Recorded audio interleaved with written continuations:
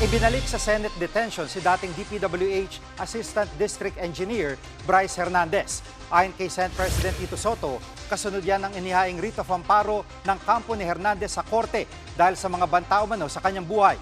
Ang writ of amparo ay isang court order para matiyak ang seguridad ng isang tao. Si Hernandez ang nagsiwalat sa pagdinig ng Kamara na tumanggap umano ng kickback sa flood control projects sina Senator Jinggoy Estrada at Joel Villanueva. Bagay na tinanggi ng dalawa bago marap sa Kamara na cite in contempt siya sa pagdinig ng Senado dahil sa pagsisinungaling tungkol sa kanyang pagkakasino. Mula sa Senate Detention Facility, nilipat siya sa PNP Custodial Center at Pasay City Jail bago binalik muli sa Senado.